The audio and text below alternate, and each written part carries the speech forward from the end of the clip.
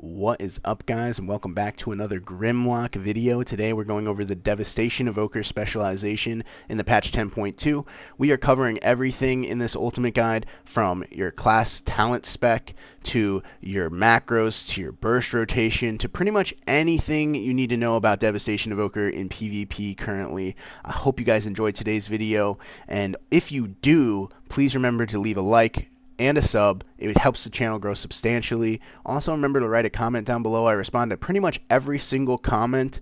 I think I respond to everyone within 24 hours. So yeah, definitely leave a comment below if you want to talk to me, or if you just want to tell me, hey man, this video helped me a lot. That helps so much. So thank you so much for that. Also, feel free to check out my Twitch and my Discord down in the description below. I stream quite often. I actually stream more than I post videos on YouTube. So yeah, check me out there. I hope you guys enjoyed today's video, and let's get right into it. Alrighty guys, so to kick things off, we are going to start with the Evoker talent side of the tree. We do get Landslide and Natural Convergence just for being a Devastation Evoker, which is nice. We pick up Obsidian Scales, which is our shield wall. Super important in PvP. You also get 2 charges of that because of Obsidian Bulwark. We take Expunge. The only reason we take Expunge is to get Verdant Embrace. I'll explain that in a second. Permeating Chill. This makes it so that all of our damaging spells, our damaging blue spells, reduce the target's movement speed by 50%, which means our Azure Strike, our Disintegrate, even our Disintegrate ticks, which is insane, Shattering Star, and Eternity Surge all slow the target by 50%. So you have a built-in slow to most of your damaging effects, which is pretty crazy. Verdant Embrace. So like I said, we take Expunge, to get Verdant Embrace, the only reason. And Verdant Embrace is a heal. You can use it on yourself, or you can use it on an ally. When you use it on an ally, you actually move yourself to your ally. So if you're 25 yards away from your target, that is an ally, you will fly 25 yards and heal your ally. Now, sometimes using this to heal an ally instead of yourself is better than healing yourself, because you'll actually move yourself out of range of a melee DPS, or you'll move yourself out of line of sight of a caster, and it'll actually prevent more damage than you would have healed yourself for. So something to think about when using Verdant Embrace. Obsidian Bulwark we take Enkindle. Now this just makes our Living Flame do more healing and damage. It's kind of important actually, because we also take Scarlet Adaptation. So the more healing I do, it stores up, and then my next Living Flame causes that stored healing to convert into damage. So it does even more damage, which is very nice. Quell. This is our basically a counter shot. It's a kick, but the interesting thing about Quell is, even though we are spellcasters as an evoker, Quell is actually a physical kick, which means you can't physically kick anybody through like things like Blessing of Protection, or stuff like that. So anything that can stop a physical attack, you won't be able to use Quell through, which is really weird to play around. I won't lie, it's a little strange, but the nice part about Quell is things that normally stop magic, so something like a Nether Ward, for instance, you can actually still kick through, which is really strong. So there's benefits and negatives to having a physical kick. It is just interesting that a spellcaster has a physical kick, but this is a physical kick because you're technically like roaring at the target instead of casting, I guess. I don't know. Interesting. But yes, Quell is a physical kick, something to pay attention to. We do pick up Tailwind. This just makes it so that we have a 70%, basically a sprint every single time we hover for 4 seconds, and then it slows down to 30%.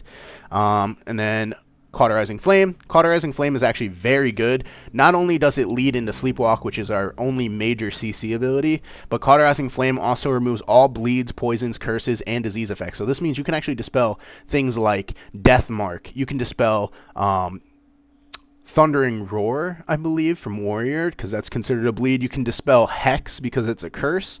You can dispel Agony from an Affliction Warlock. So you can dispel a plethora of things that cause a lot of damage or are really bad for your team. So something like Hex, for instance, being able to dispel that, a lot of people don't know that evokers can dispel Hex with this.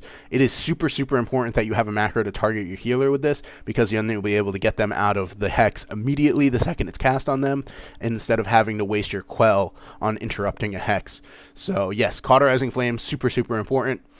Ancient Flame, this is a pretty good talent. I was flip-flopping on if I really wanted to pick this up, because I don't cast Living Flame a lot as Devastation Evoker, but it is really nice when you're trying to heal yourself up if your healer's in CC, because then you can like Verdant Embrace, Living Flame, Emerald Blossom into a Living Flame, and you have those faster cast time Living Flames. So you can actually heal yourself for quite a bit in a very small amount of time. About 3 seconds, you could heal yourself for probably close to 400k, maybe a little bit more. So you're doing about 100k heals per second when you have Emerald Blossom and Verdant Embrace up, if you rotate it properly. So something to think about. Ancient Flame is pretty good, just reduces the cast time of Living Flame, that's all.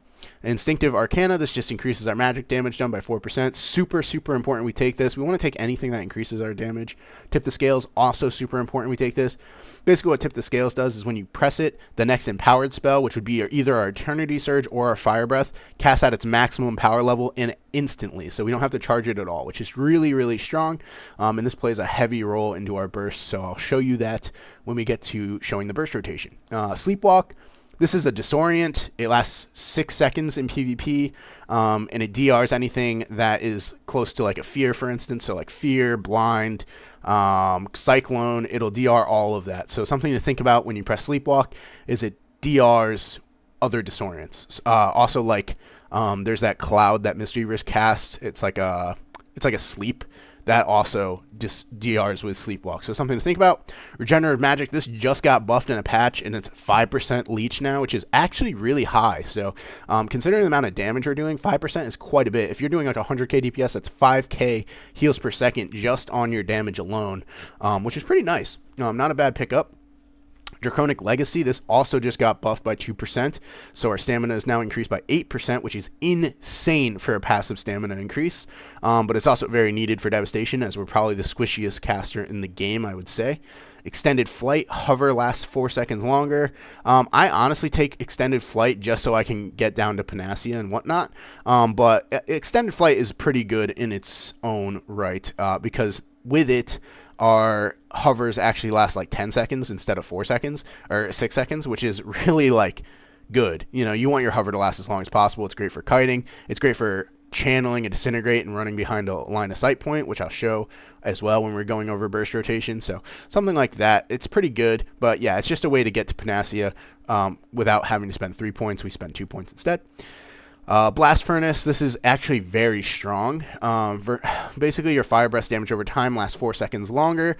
Now, if you look at this, it means that we're actually doing a lot more damage with our dot part of the Fire Breath. So anytime you don't have burst, if you just cast like a one level empowered Fire Breath, your dot lasts 24 seconds, which means you can actually get another Fire Breath up before the dot runs out. So you can have your dot up permanently outside of your burst if you're rotating your damage rotation properly and you're not going to get with a lot of crowd control. But yeah, you get Fire Breath up a lot of the time, which is great because there's other talents in the Devastation tree that really thrive off of having Fire Breath up as much as possible.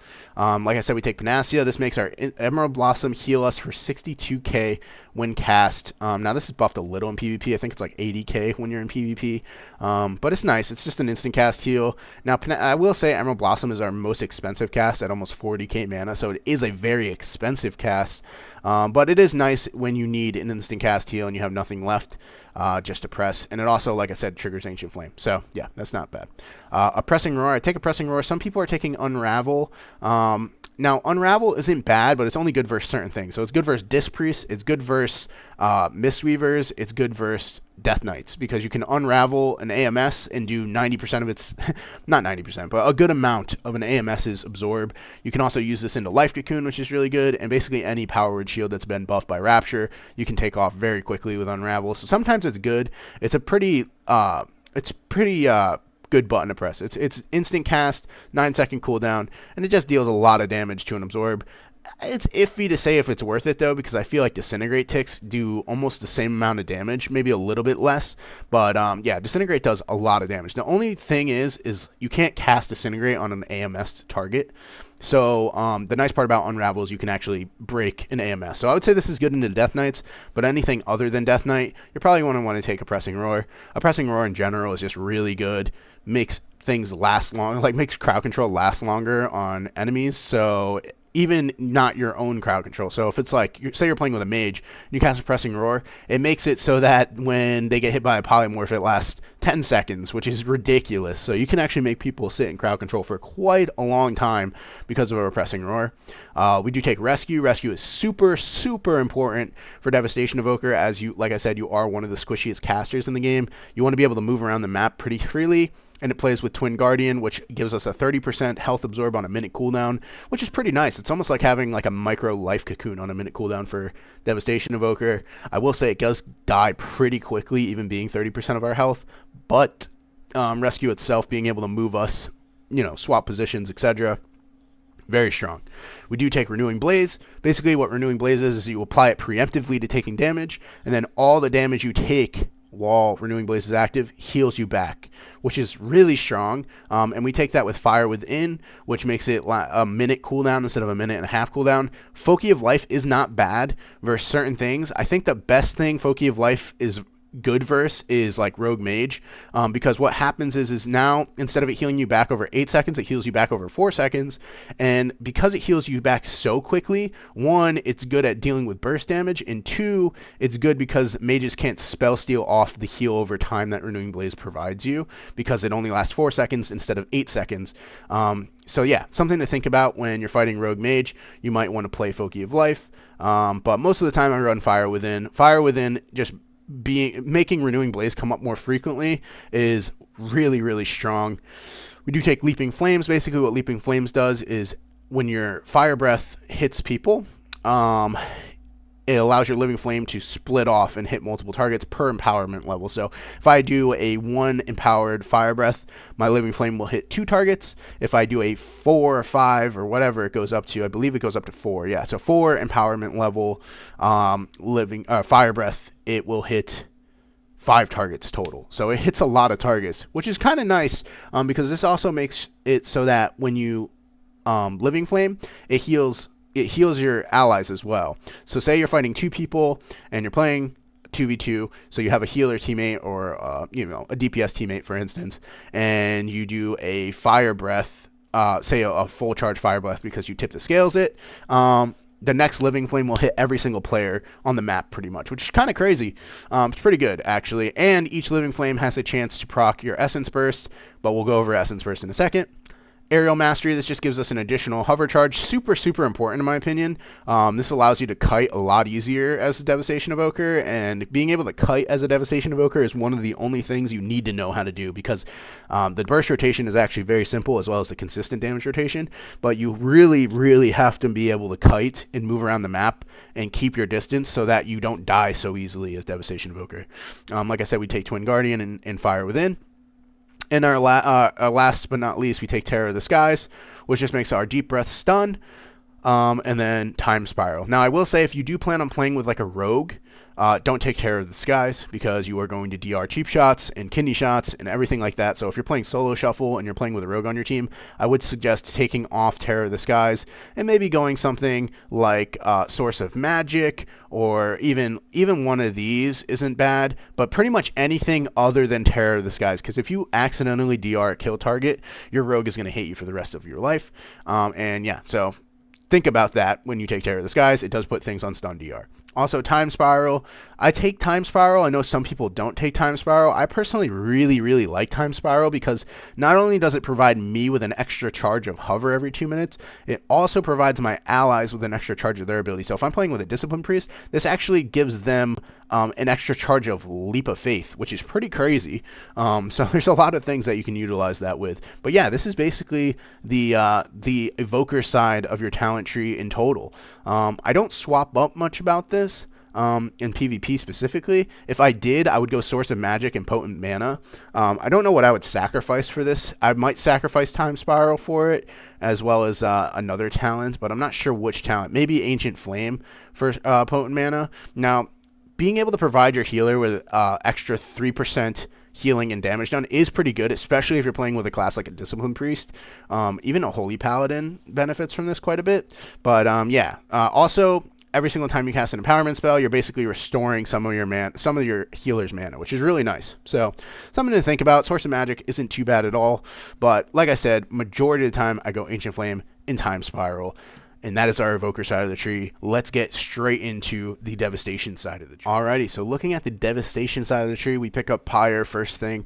I will say I almost never cast Pyre in PvP, at least in arenas and solo shuffle. Not only can it break crowd control, but it just does a significant amount of damage less than Disintegrate. So yeah, Pyre's never cast, but you have to take it. It is your first talent, so there's that. Ruby Essence Burst. This makes your Living Flame have a 20% chance to cause an Essence Burst, making Disintegrate or Pyre cost no Essence, which is super, super, super important. So something to think about. Also, Azure Essence Burst. So this makes your Azure Strike have a 15% chance to cause an Essence Burst, which is only 5% less than your Living Flames. So considering Azure Strike is an instant cast, 90% of the time we're going to be casting Azure Strike, unless if we get an instant cast Living Flame proc, which comes from Burnout, but we'll explain that later. So yeah, a lot of the times we're casting Azure Strike, but we do take Ruby Essence. We do go Dense Energy. This makes Pyre's Essence cost reduced by 1. The only reason we take this is so we can get Power Nexus as well as Engulfing Blaze. We'll go over that in a second. We do take Imposing Presence. Now this reduces Quell's cooldown by 20 seconds, which is super, super good, because otherwise if I went Inner Radiance, my Quell would be a 40-second cooldown and it would be the worst kick in the game by far. So we have to go basically Imposing Presence at this point in the game. There's just a lot of caster teams out there. I guess if you're going against double melee, you might be able to take like Inner Radiance. So say you're fighting against TSG or something like that, which is Warrior Death Knight. You might want to go Inner Radiance.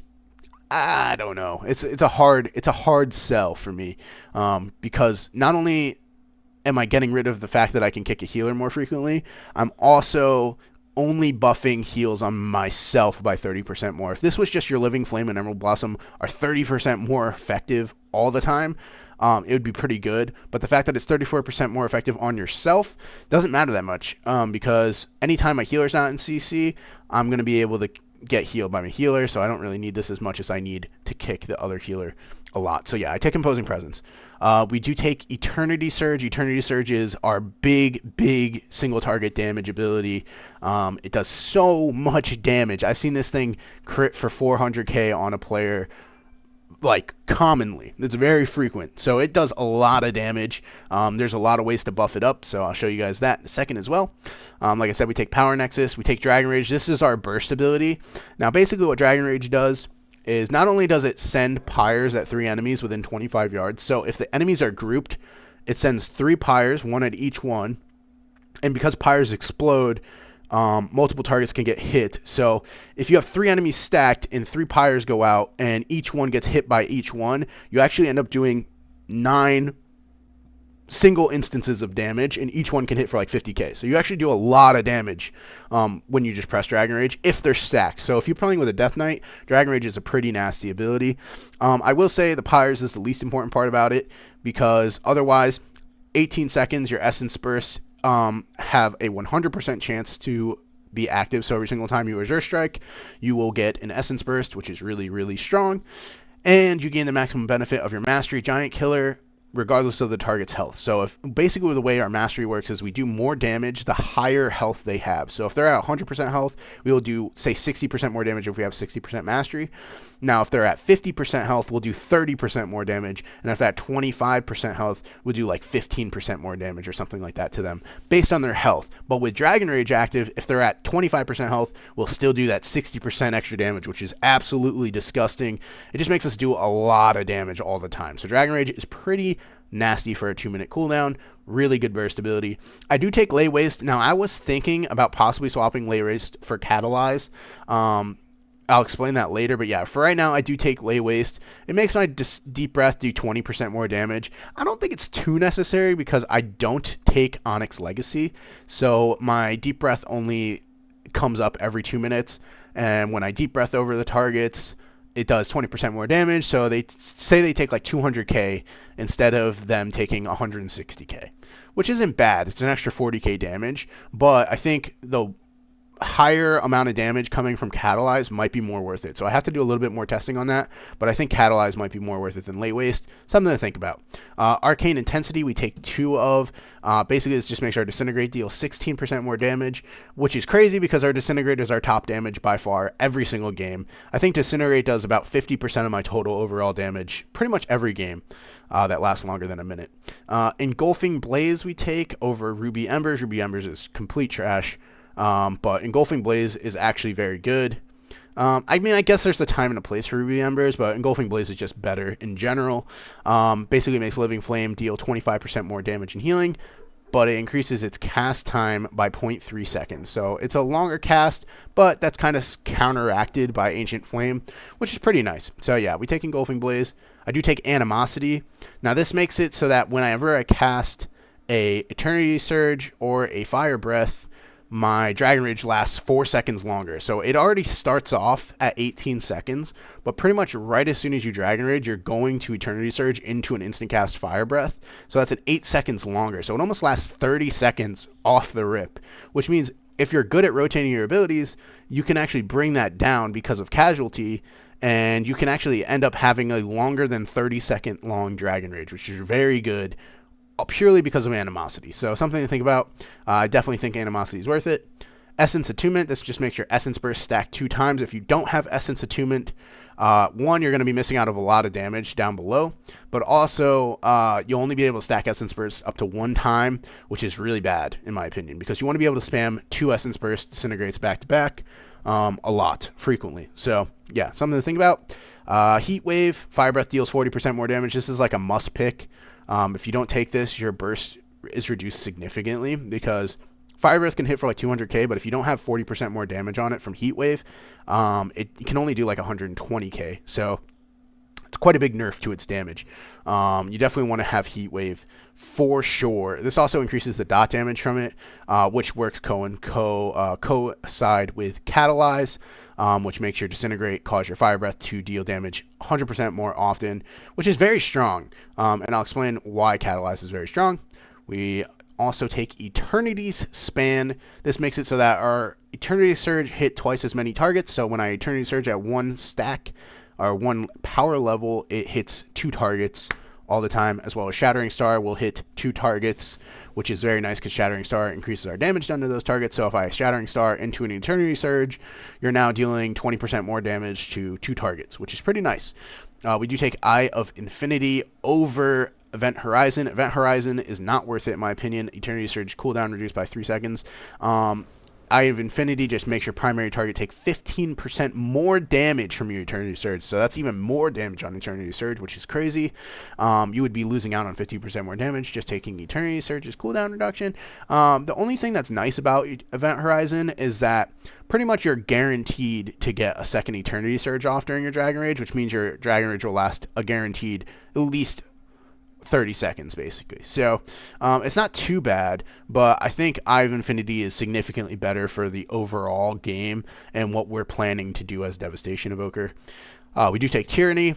Basically this makes it so that when I Deep Breath and when I Dragon Rage, you gain the maximum benefit of your mastery regardless of the target's health. That's the only reason why Dragon Rage gains that benefit. So you have to take Tyranny. It is the best part about Dragon Rage. So I would highly suggest getting Tyranny no matter what build you take. Tyranny is pretty much a must pick. Like I said, we do take Shattering Star. Now, what I said before is Shattering Star is a 20-second cooldown, and it increases your target's damage taken by you by 20% for 4 seconds. Now, 4 seconds is a very small window, but you can get off a lot in that window, and I explain that during my burst rotation part of this video. So you can get a lot off in that 4 seconds. We do take Burnout. Now this causes my Fire Breath damage, has a 16% chance to cause my Living Flame to be an instant cast. This includes the dot damage. So notice when you're at a 1 empowered level Fire Breath, the dot lasts 24 seconds compared to when you empower it fully, it only lasts 6 seconds. So you only have 6 seconds when you do a full charged Fire Breath, which comes from Tip the Scales most of the time, to proc Burnout. So actually a lot of the time outside of using outside of using Tip the Scales, you want to be doing 1 or 2 empowered Fire Breaths at the most. That way you can get a lot of benefit from Burnout. And also when you play Catalyze, you want your target to have fire breath up more often. So you want to make sure you do like a 1 in power level, so that when you disintegrate, your catalyze causes fire breath to deal damage more often, and then that causes burnout to proc more often because it's dealing damage more frequently. So yeah, you definitely want to be able to like utilize burnout more often than not. You want to hit burnout on more, like you want to hit fire breath on more targets than not. So say you go to fire breath and 1 charge at fire breath, you might want to hit all the Death Knight pets instead of the Death Knight himself with it. It doesn't actually matter if the Death Knight's taking fire breath's damage over time effect outside of your burst. You're really just hoping you get burnout proc so that you can Living Flame spam, because Living Flame actually deals quite a bit of damage. You can do like 150k crits with Living Flame procs, which is pretty nasty because you store up with Scarlet Adaptation. So something to think about. Burnout is pretty good. Spellweaver's Dominance, this is pretty much a must pick. You're damaging critical strikes to deal 230% increased damage instead of the usual 200%. Now this is decreased in PvP. I believe PvP is 150 on crits instead of the 200. And so with this, you go up to 180%, which is really, really, really good. It sets you apart from other classes by quite a bit. Elemental Shaman also has this basically passive as well. I do take Font of Magic. Now this makes it so that my Eternity Surges cast off faster, which is really nice, and my power levels, maximum power level, is increased by 1, or my fire breaths really. So instead of casting off a fire breath at 3, when I tip the scales, it casts off at a 4, and it deals significant amount more damage. As you can see in the tooltip right here, a 3 casts off, it does 107k damage instantly, whereas if I do a 4 empowered level fire breath, it does 141k instantly. So it's something to think about there. Font of Magic is pretty good for that alone. Now I will say a lot of people are sacrificing Font of Magic to take something like Focused Iris, which makes your Eternity Surge or your Shattering Stars last 6 seconds instead of 4 seconds. But I just prefer Font of Magic. I was playing a bunch of Augmentation Evoker, and you always get Font of Magic on their tree.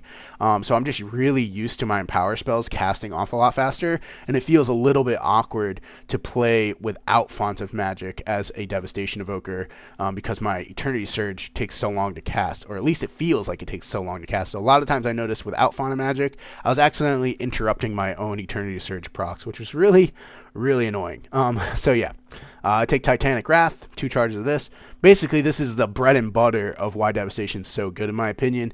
Every single time you have Essence Burst active, which is the thing that makes your Disintegrate and Pyre cost no Essence, it increases the damage of the effective spells by 15%. So this makes our Disintegrates tick for 15% more. Now that stacks with Arcane Intensity, so now it's 31% more damage on our Disintegrate, which is pretty nasty. And then if they crit, they do another 30%. So you're just stacking a bunch of Disintegrate damage. But Titanic Wrath is super important, and it works co and right by the side of Dragon Rage, because Dragon Rage has a 100% chance of proccing Essence Burst. You proc Essence Burst, you get 15% more damage. It's just nice. Essence Burst has a 20% chance to not be consumed, so we take Hoarded Power as well. Want to make sure we have Essence Burst up as much as possible, if we can, which is really nice. And then this is also very, very, very strong Power Spell. Casting a Power Spell increases your Essence regeneration rate by 100% for 4 seconds. So something you want to do before you cast a Power Spell, or an Essence, say like an Eternity Surge or a Fire Breath, is you want to make sure that you have at least some of your Essence gone, so you can actually benefit a little bit from Power Swell. So like you want to have like 3 or 4 Essence instead of all your Essence, because like I said, it only lasts 4 seconds, but this will almost top off your Essence immediately, which is really, really, really nice. So yeah, you want to make sure you benefit from that. We do take Casualty. This just makes it so that our Disintegrate, we don't even cast Pyre, so our Disintegrate reduces the remaining cooldown of our Empower spells, which again is Eternity Surge and Fire Breath, by half a second every single time it deals damage. So as you're channeling a Disintegrate, it does 4 instances of damage over 2 seconds.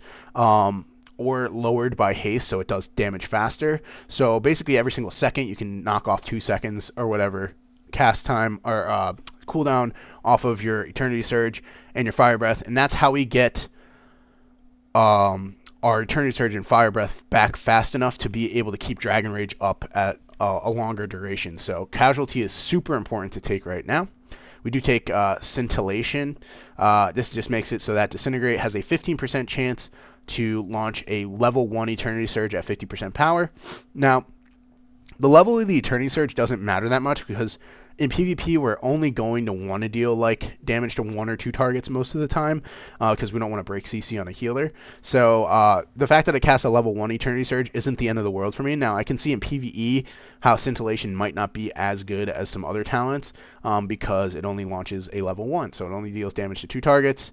But it's just extra damage on top of your Disintegrate. So your Disintegrate, you're just pumping Disintegrate after Disintegrate after Disintegrate, and you just have these procs that do like 80k damage randomly on top of the Disintegrate damage that's already doing like 80k as well. So it's pretty nasty. Scintillation is one of the things that makes Devastation so bursty and so high for you know, your consistent damage. Your consistent damage can be, you know, 80k DPS no problem because you just get these procs where your Eternity Surge, your Disintegrate, one Disintegrate can do over 300k damage, and that's outside of burst, just for messing around. You know, it's pretty disgusting. We do take Iridescence. This is super, super, super important, and it's really crucial to know how to utilize this during your burst windows. I see a lot of Devastation Evokers messing this up, but basically whenever you cast an Empower spell, it increases the damage of your next 2 spells of the same color within 10 seconds by 20%. So when I cast an Eternity Surge, because it's a blue spell, my next either Shattering Star, Azure Strike, or Disintegrate, my next 2 of those will deal 20% more damage. And same thing with Fire Breath. My next 2 Living Flames basically will deal 20% more damage. Now, you don't mess up the Fire Breath aspect of this portion a lot because most of the time the only fire spell you cast is Living Flame because, like I said, you don't cast fire. But I do see a lot of people casting an Eternity Surge and then spamming Azure Strike in order to get Essence Burst procs, and you're doing it completely backwards because what you're doing is you're wasting the Iridescence procs on the Azure Strike, and then your Disintegrates will deal 20% less damage. So if you actually stack up by spamming Azure Strike 2 Essence Bursts first, and then you empower, you know, say you're going to want a Shattering Star into an Eternity Surge into 2 Disintegrates. That's the ideal way to do it. There's no way around that. You can't Eternity Surge into a Shattering Star into a Disintegrate because then you're wasting the 20% damage on a Shattering Star and you're missing out on 20% damage on 2 Disintegrates. You only get it on 1. So yeah, you have to Shattering Star first into an Eternity Surge into 2 Disintegrates. Now you want a Shattering Star first anyways because then your Eternity Surge will hit 20% harder. So you Shattering Star, Eternity Surge, Disintegrate, Disintegrate. You don't want a Shattering Star, Eternity Surge, Azure Strike, Disintegrate, or Disintegrate, Azure Strike. You don't want to do that because you're messing up a lot of damage potential for yourself. So make sure you're getting your max benefit out of Iridescence. I will show this in the burst rotation part of this video. But yeah, that's our talents for the base talents of Devastation Evoker. All right, it's time to quickly go over our PvP talents really quick. I will say, I do take Unburdened Flight a lot, as well as Obsidian Metal.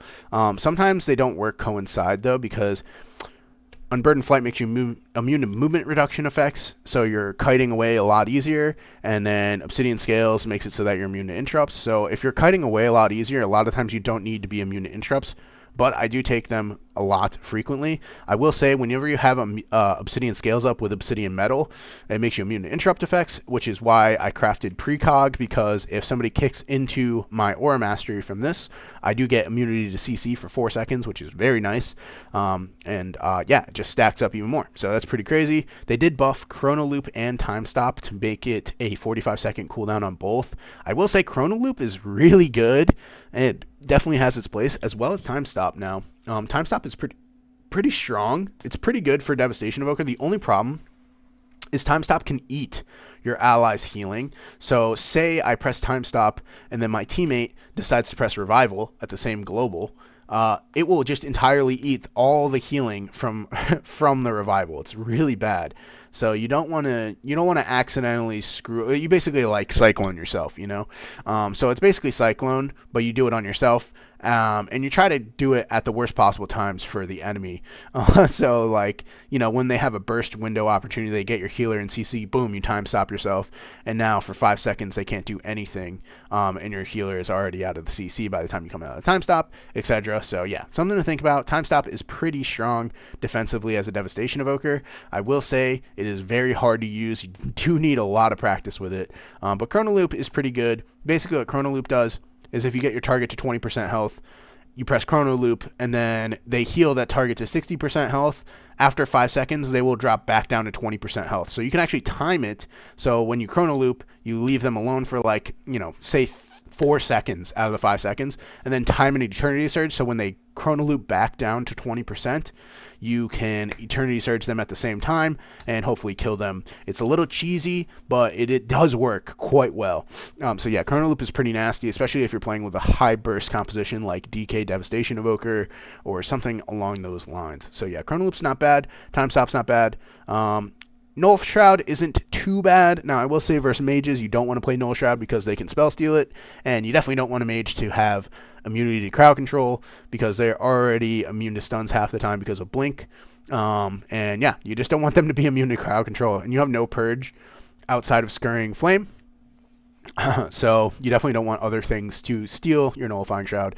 I will say Scurrying Flame is pretty strong.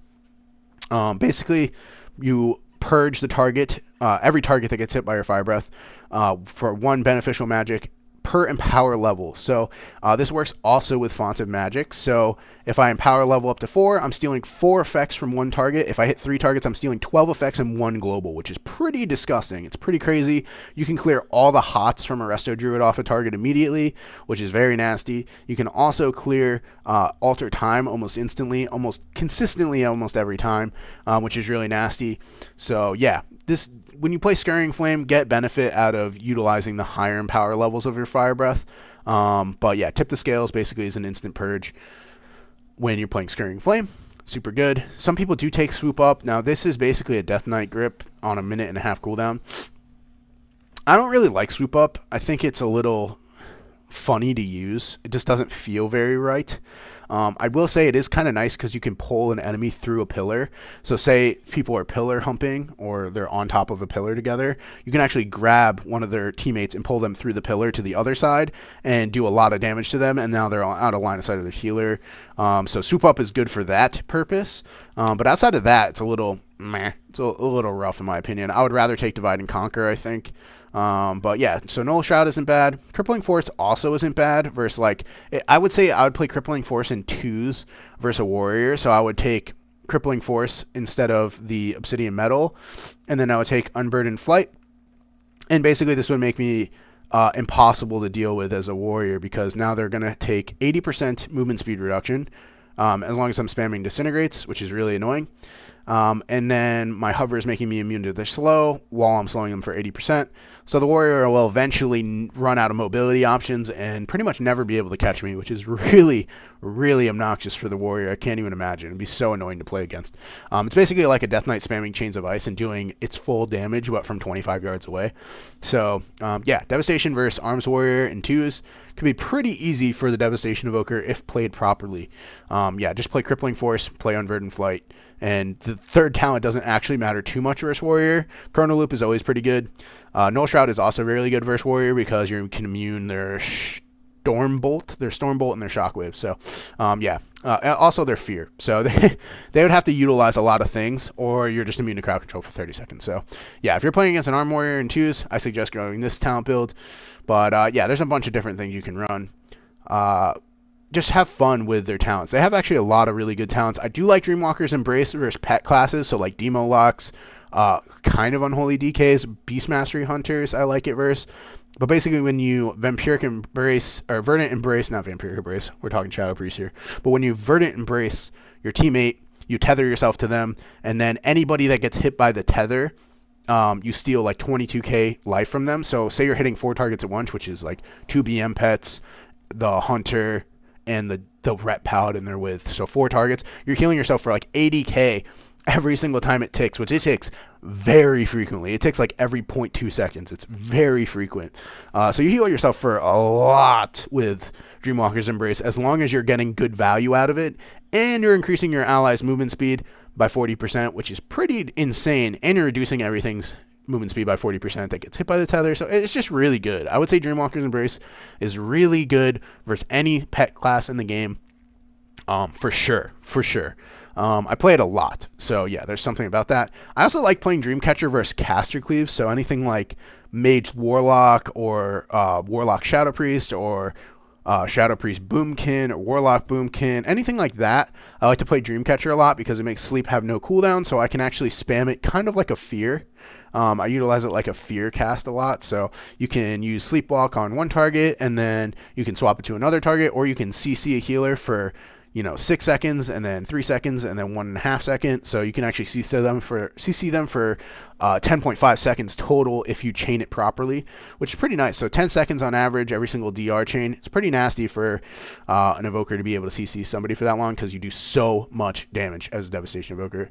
But yeah, mess around with the talents, the PvP talents. I would say a lot of them are really good. The standard build I run, I definitely like running Obsidian Metal. It feels really good because you do channel Disintegrate all the time. So if you're immune to kicks, at least you can channel Disintegrates freely, because outside of Obsidian Metal, you can get kicked on Disintegrate, and then you feel like you're doing like no damage at all as Devastation Evoker, because Disintegrate is so much of your damage. So you definitely want to take Obsidian Metal, I'd say most of the time. But outside of that, yeah, I think Unburdened Flight is really good too, super strong, and I think Scurrying Flame is really good. Null Shroud is pretty good. Dreamwalker's Embrace is pretty good. And Divide and Conquer is also pretty good. So, yeah, play around with it a little bit. See what you like with the PvP talents. I personally like running something like this, but other people might like running something else. That's perfectly fine. The PvP talents are all really good for Devastation Evoker, in my opinion. So swap them out a little bit, you know what I'm saying? But, yeah, that's our PvP talents. We're going to get right into our burst rotation now. All right, so getting into our burst rotation, some things to keep in mind is you do get Titanic Wrath, which is super important to keep this proc up. So you want to keep Essence Burst active as much as possible. Shattering Star only lasts 4 seconds, so you have to make a good use out of it. And yeah, you want to make sure you're getting good use out of your Iridescence as well. So things I like to do as a Devastation Evoker is, because our Dragon Rage lasts so long, I like to press Dragon Rage before I Deep Breath. Now, I know a lot of people Deep Breath into a Dragon Rage, and what happens is now they're stunned for 3 seconds because of our Terror of the Skies. 1 global goes to Dragon Rage. Then we go to cast an Eternity Surge, or a Shattering Star into an Eternity Surge. And the problem is when I cast a Shattering Star, now it's another like half a second to a second. Then I go to an Eternity Surge, and that's 3 seconds. So now they're getting out of the Deep Breath by the time my Eternity Surge hits, let alone before I tip the scales into a Fire Breath. So they have time to press a defensive now, which is really annoying. So instead, what I like to do is I like to Dragon Rage first, because like I said, it lasts 18 seconds. And I like to use it to build my Essence Burst, because it gives me a 100% chance to build Essence Burst.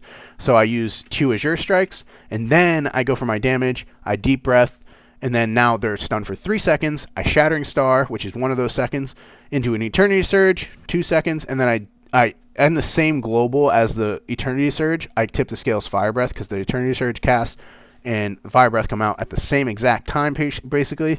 You'll see that in the burst here. So that's 2 seconds, and now they're still stunned for that remaining 1 second.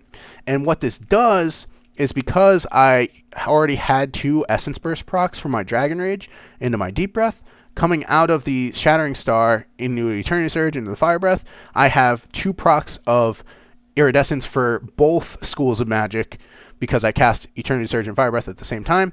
So now I Disintegrate, and I hope I get a Burnout proc. And if I do get a Burnout proc, I instant cast a Living Flame out of that. And what happens, because we have Leaping Flames, is that Living Flame hits a bunch of targets, and because we still have Dragon Rage active, we then get another 2 Essence Bursts for our Disintegrates. So our goal here when we burst is to pop Dragon Rage, which is great. Azure Strike, make sure we have 2 Essence Bursts active. We go for a Deep Breath to stun. We Shattering Star. We Eternity Surge, tip the scales, Fire Breath. That comes out in 1 global. And then we Disintegrate, get rid of those Essence Bursts. We use Living Flame. Hopefully we get an instant cast proc. If we don't, we go for another Azure Strike instead. And then we Disintegrate again until our Essence Bursts are gone. And outside of that, you just want to use your Eternity Surge and your Fire Breath off cooldown as much as possible. Like I said, because we have Casualty, we want to be spamming Disintegrate pretty much every single time we possibly can. So I'm going to show you the burst, what it looks like right here. So basically, like I said, we're going to Dragon Rage, Azure Strike. Now we go for the Deep Breath first here.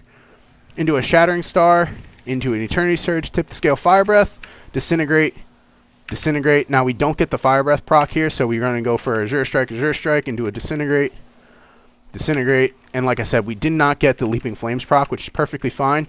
I'm just going for Disintegrates instead. And as you can see, single target, we are doing around 140k DPS during our burst, and that was for a solid 20 seconds or so, which is pretty insane.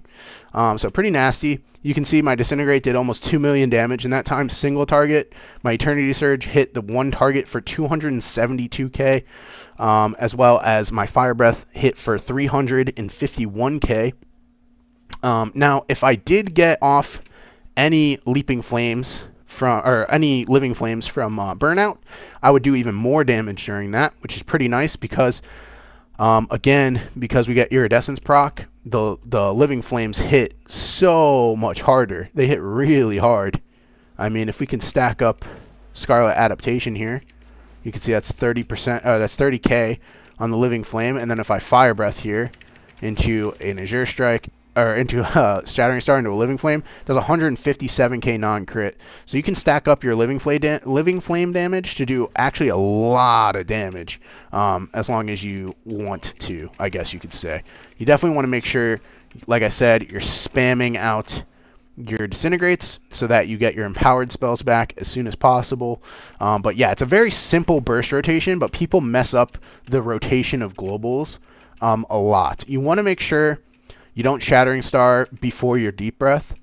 You used to want to Shattering Star before your Deep Breath, but now you don't, because you want to make sure, one, you're not using Shattering Star and messing up an Iridescence proc, and two, you want to make sure you get off all of your spell abilities into that Shattering Star. So you want to make sure that the 20% on Deep Breath doesn't matter too much from Shattering Star. What really matters is you're getting your Eternity Surge, your Fire Breath, and a Disintegrate in, if not 2 Disintegrates into the Shattering Star.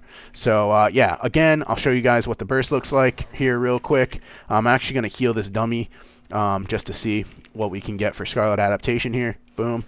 I'm also going to try to aim myself so I hit these with the Fire Breath so I can get a Living Flame proc. But yeah, so just like I said, Dragon Rage, super simple. Azure Strike into a Deep Breath, super easy. Shattering Star, Eternity Surge here. And then we're going to Fire Breath all these targets and go for 2 Disintegrates here. Disintegrate. No Leaping Flames procs again. That's actually disgusting. That is crazy. But yeah, you can see the amount of damage I'm doing is pretty ridiculous. And like I said, I'm just spamming Disintegrates. I still have Dragon Rage active for 1 second. But yeah, you can see I can get it back a lot faster, especially if I get more procs of the Disintegrate. But yes, you can get a really long time out of your Dragon Rage with your Eternity Surge and Fire Breath, and it does a lot of damage.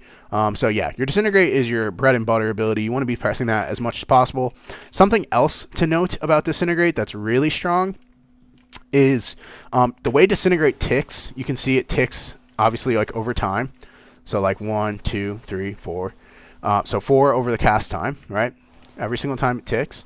Now, what you can do is when you spam Disintegrate back to back and you're pressing it, what happens is 2 instances of a Disintegrate's damage procs at once. So when you Disintegrate and you Disintegrate again, like here, right there, it did 2 hits of 54k. You know, so I'll show you guys again. Let me get another proc really quick. You can see the damage numbers a little easier, I guess, the closer I get. So you'll see it hit right there. You see how it hits twice in one global instead. So you want to make sure you're spamming Disintegrate if you have the proc. That way you're hitting twice in one instance. And you'll see it does a significant amount more damage, which is pretty nasty just for a passive ability. And that's without the Shattering Star. So if we Shattering Star into a Disintegrate and we Disintegrate again, like that alone right there did like 400k in that 2 seconds, which is pretty disgusting. You can hit really hard. Purely from just Disintegrate alone. So yeah, you want to make sure you're spamming Disintegrate even if you're not getting the full channel off. The nice part about it is when the global comes off and you're hitting at the same exact time as a tick of a Disintegrate, you're going to be hitting twice as much right there. So it's pretty nasty, especially during our burst windows. Just to show you guys the burst one more time, just to seal it in. We Dragon Rage, Azure Strike. You want a Deep Breath into the Shattering Star. Eternity Surge, Fire Breath into our Disintegrate, Disintegrate, Disintegrate, into a Living Flame, Disintegrate, Disintegrate, Disintegrate, Living Flame, Disintegrate. You just want to spam Disintegrate like crazy right now. It's our goal. That is our goal. So yeah, as you can see, our Disintegrate does a stupid high amount of damage. And yeah, so let's get into a stat priority as well as gearing right now for the beginning of this season. So let's get right into it. All right, so to hop in gear right now on December 9th, so today when the video is uploaded, I have 486 PvP item level, so pretty high item level. Not too bad. I got a lot of war mode gear still. I should have gotten the war mode mastery weapons, but again, you know, it doesn't matter too much. So yeah, so I do get 4 set as Devastation Evoker. I'm still playing with the idea of running 2 set instead, but the 4 set isn't too bad because the Essence Burst procs from it are kind of nice, actually, to guarantee that you get Essence Burst. And also you're doing like an extra, I think it's 15% more damage in PvP when the Dragon Rage ends. So the extra 15% that carries on for a little bit, as well as the Essence Burst, is kind of nice, actually, right outside of your Dragon Rage. But it's not too important, so it's hard to say. It's good to secure a kill, but it's also not needed, I would say. But the stats don't matter too much. Let's see here. So really our ideal stat priorities, we want to go for versatility, mastery, haste, and then crit. So as you can see, I have haste mastery on the set piece on my helmet. I don't take the set piece gloves. I do craft my own gloves, and I went haste mastery with these gloves instead of versatility mastery. I probably could have gone versatility mastery with these, but I don't think it mattered that much. I would rather get the haste so I have faster sleepwalks or faster living flames, etc. The utility that comes from haste is just so good. Also, for some reason, deep breath's damage scales off of your haste. So yeah, you want to make sure you get a little bit of haste so that your deep breath can do somewhat decent damage. So yeah, haste mastery. I get verse haste neck. I got this from the vault. I'm probably going to go verse mastery neck, honestly. So I'll probably swap this out for the verse mastery neck. Verse mastery shoulders. This is the tier piece. This is like an ideal piece in general. We get the verse mastery. This is the world PvP cloak. Now I will replace this with the gladiator verse mass cloak, but yep, we get the tier piece chest. Now the tier piece chest, the only reason we really like this is for the 600 extra mastery, or if I wasn't running you know, if I was running like 2 piece, I would probably get the shoulders and I would probably leave the helmet. So I'd probably get the helmet and the shoulders, and then everything else would be verse mastery. So I'd get verse mastery pants, get verse mastery chest, and then I would probably get verse mastery gloves or keep my gloves the same. But yeah, this is just the way the tiers followed for me in my vault. I got really lucky with my vault. So I also get the Hellbloom arm guards, which are verse mastery. Now I will replace this obviously with the gladiator piece, and also I will replace my sword, my great sword, with a gladiator piece that gives me verse mastery for my weapon instead of the verse haste. But that is the way I decided to go, because at first I was playing augmentation, and then I realized I don't really like augmentation after the patch. So something to think about. Yep, I get haste mastery on the gloves. Like I said, this is my precog item, so I crafted this myself using the free piece you get from the once a time per season. So I crafted those. I got the verse haste belt from the vendor. Now I will replace this. I believe there's verse haste gladiator belt, either verse haste or verse mastery. I think it's verse haste though, so I will replace this with the gladiator piece. It's the same. And then, like I said, because I run 4 set, I get the verse crit legs. The only reason why I go this is because it gives versatility, whereas the glove tier piece gives, I believe, crit and haste. So let's check that out really quick. Yeah, it gives crit haste, so I'd rather get the legs than the gloves because I get a lot of versatility from it. And then I did craft the Infurious Boots of Reprieve. This is verse haste, and then it says successfully applying loss of control effect to an enemy, interrupting an enemy, or dispelling any target increases my primary stat by 546 for 10 seconds. So what, and this may recur every 30 seconds. So the nice part about this is basically our first go, when I go for the deep breath, The Deep Breath will proc this because it applies a stun to an enemy. So the Deep Breath is what procs this for us, and then for 10 seconds after, we're doing a pretty significant amount of damage. I should probably have a weak aura that tracks when this is up, because it's really hard for me to notice when it does get up, and I don't want to accidentally burst when I don't have this up, really. So I want to make sure that I get full benefit out of the Infurious Boots of Reprieve, but yeah, that's something to look at. I do go with the Verse Mastery Aspirant's Ring for right now until I can craft one, and then I get the Verse Mastery Gladiator's Ring, so just double stacking mastery there. Now, I did get this in my vault, which is the trinket that procs primary stat, and it has haste. I don't mind this. I think this is good, but I would rather almost have the on-use trinket, because every single minute I can just choose when I'm going to do bigger damage instead of having to wait for a proc, which plays a lot better into Devastation Evoker's playstyle. You want to be able to control your burst. Now, I will probably replace it with this one. The only negative effect about the Gladiator's badge is that it's crit strike instead of haste, so I lose out on a lot of haste from going this. So I might just stay with the proc. It's really hard to say. I will have to test it out. Versus low crowd control compositions, like say something like TSG where they don't necessarily have a purge, I might run Null Shroud and run double DPS Trinket just so I can do so much extra damage. But we'll see. I'll have to test it out a little bit. And then obviously we run the Medallion. This just allows you to get out of crowd control effects if you did not know. So yeah, this is basically what I plan on running. I run as much mastery as possible, a decent amount of versatility. I want to make sure I'm around 30% versatility. In PvP, I'm around like 33% versatility, I think. And then I want to make sure I'm around 20% haste, and then the rest, I just want to make sure that my mastery is absolutely dominating. I want my mastery to be around 60% when I'm fully geared. So you can see right now, my versatility's a little high technically at 33%. I don't mind this because Devastation Evoker is so squishy, but my mastery is a little low. But like I said, I'm going to replace like my weapon. I'm also going to replace my neck piece. So these major pieces will give me around another 12% extra mastery, which is pretty crucial. So yeah, I'm going to get a lot of mastery sooner or later. But for right now, because of the way the gearing is in the season, this is how I've chosen to gear my character. But yeah, I highly suggest getting as much mastery as possible. This will make your burst windows way, way higher, and it'll also make your swap ability, so when you swap to a new target and they're at full health, it'll make it a lot more dangerous. So something to think about there. And yeah, that is our gearing priority.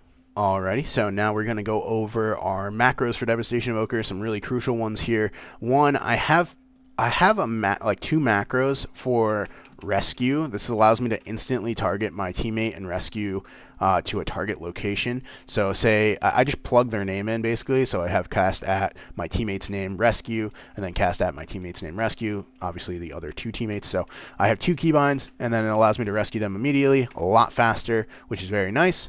I do have a deep breath macro. The deep breath macro basically has the active trinket in it, so whenever I cast deep breath, before the deep breath comes off, it uses the active trinket immediately so that I have it for my full burst go, and that way it's not awkwardly placed, and it also increases the damage of the deep breath as well. So you want to make sure the way you write this out is you have to use the trinket before the cast deep breath. You don't want to put the cast deep breath and then the use, because then the trinket will never come up. You'll never actually cast the trinket, because basically you want the trinket to activate before you cast a deep breath. That's all I'm saying. So something to look at there.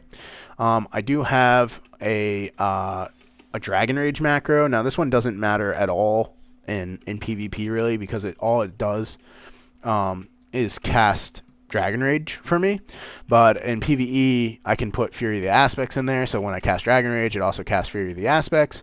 So something to think about there. Doesn't really matter too much for PvP. I do have a cast at cursor landslide macro, so this makes it so that whenever I want to root somebody, I just hover over them and cast my landslide, press my landslide keybind. That way I don't have to click like landslide and then press click where I want the landslide to land. I just have it automatically cast the landslide out. This actually helps quite a bit like a lot. I know it's weird, but it's really crucial to have this, in my opinion. It's one of my favorite macros I have for my evoker, and I utilize this a lot as augmentation evoker because this automatically causes the landslide to come out. So when you knock somebody up in the air, you can landslide and it'll slam them to the ground if you play seismic slam. So yeah, something very important to have is this at cursor landslide macro. Just make sure when you're getting comfortable with using it, you're utilizing your cursor to cast out the landslide as far as you want it to go. I have a very crucial curse dispel macro, so I called it curse, but basically it's my cauterizing flame stop casting. I have slash stop casting, so if I'm casting like a living flame, my it'll come out still, and then I press it and it instantly dispels my healer out of whatever curse is on them. So if they're in a hex and I'm casting, say, a living flame, I can immediately press it and it'll dispel them out of the living flame, or out of the hex immediately, which is very nice. I do have a fake casting macro built into my buff. Now, some people have it built into their Azure Strike, which I think is probably better, because I see a lot of times what happens is I'm spamming like the fake casting macro to fake cast, and I end up casting the buff, which is wasting a global, which is kind of annoying. So yeah, I might change this to my Azure Strike, but just make sure you have a stop casting macro as a Devastation Evoker, because when you're hovering around and you're casting things, you want to make sure that you can stop casting specific abilities, so you can fake certain casts. So say, for instance, you hover and you're going to cast a sleep on a priest, and priest can actually Shadow Word Death your sleep because it'll break the sleep. You can fake cast the sleep, so you can cast sleep and then you can press your fake cast macro, and that will cause you to interrupt your own cast on sleep, and most likely the priest will death you, and you'll see the proc go off and they'll get hit by their own death, and then you can sleep them for free, and there's nothing they can do about it except for maybe play fade. And if they do play fade, then yeah, they can fade it, or you can fake it again and hopefully bait out their fade. So you can notice it early on in the game and play around that. It depends on what you're playing against, obviously. You can also use it to fake cast sleep. So say you're sleeping a kill target or something and you just need to break and damage, like say you're taking a lot of damage and you need to sleep them. You can sleep them and fake cast it so that they miss their kick, and then you proc precog, which is really good. So you just want to make sure you have a slash stop casting macro on one of your buttons, not one that you frequently press, or not one that you press while casting, obviously. So like you don't want to put it in Living Flame, because then you'll never be able to cast Living Flame, because as you're pressing Living Flame, it'll interrupt its own cast. So yeah, you want to make sure it's on an instant cast ability, and you want to make sure it's on an ability that you can frequently press, but not frequently enough where you're interrupting your own cast by accident. So yeah, something to do. With that, I do have a focus sleepwalk macro, so I can sleepwalk a focus target immediately. I have a focus quell macro, so I can focus kick a target immediately. These are pretty basic macros nowadays. You definitely want to be able to utilize having a focus target. If you need more advice on focus targets, etc., I do have a video on beginner PvP in general, and it goes over all the guides, all the macros talking about focus this and focus that. But yeah, focus macros are super crucial. And I do have a Verdant Embrace macro to heal my DPS target. And the reason why I run this, or I play this, is so that I don't have to swap off my main target in order to proc the Dreamwalker's Embrace. And Dreamwalker's Embrace actually heals me for more than my Verdant Embrace heals myself for. So I have two separate keybinds. One that Verdant Embraces my teammate, and one that Verdant Embraces me, just in case I am running you know, Dreamwalker's Embrace and I want to Verdant Embrace me or another teammate that's not my DPS teammate, say my healer needs healing or something like that. I do have a Verdant Embrace for that. But most of the time, if I'm running Dreamwalker's Embrace, I'm just spamming Verdant Embrace off cooldown, and this keeps my my Dreamwalker's Embrace at a very high uptime. Purely because of this macro. Before I had this macro, I had to like click my teammate's nameplate and then Verdant Embrace them. Like it just took up a lot of time, and instead now I can just spam Verdant Embrace off cooldown and keep my Dreamwalker's Embrace up a lot more frequently. So if you're running Dreamwalker's Embrace, or you really enjoy running Dreamwalker's Embrace, I highly suggest getting a keybind and a macro specifically for casting Verdant Embrace at your teammate instantly. It's very nice. So yeah, I suggest doing that. Those are my macros for Devastation Evoker, and let's get straight into some gameplay.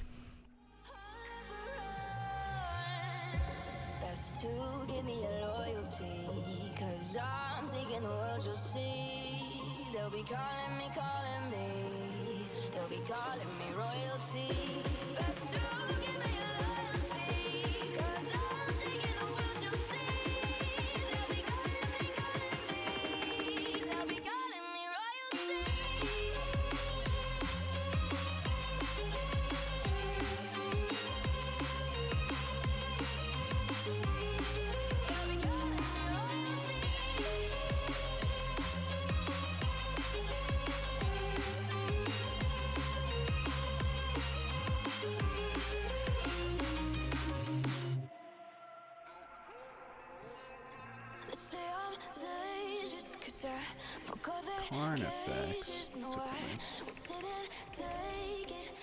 How does that not hit the road, bro? Yeah, really, bro. Oh, I forgot I was playing the hunter.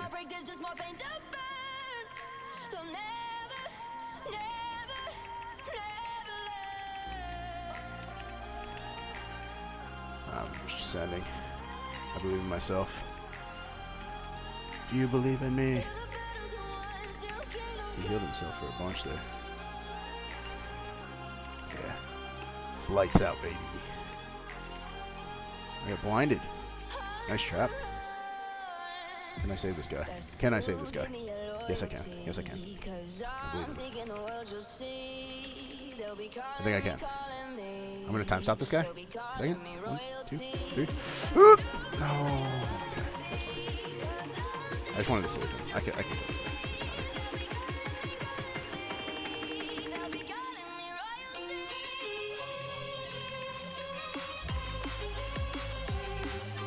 Ah, I time stopped this gouge. This guy wants to duel. Alright, I'm here for it. Let's see what we get. Let's see what we get. Okay, he gets that off. That's actually a shame. He's dead. Oh no. Oh no. What am I doing? I don't have a trinket. It's game over. Oh my god. What are demon hunters, dude? What is this damage?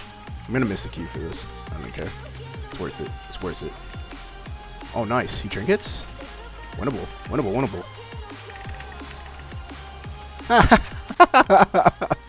Alrighty, guys. That is going to do it for my Devastation Evoker Ultimate Guide for 10.2. I hope you guys enjoyed today's video. If you did, like I said, please make sure to like down below. Also, subscribe. It helps the channel grow substantially.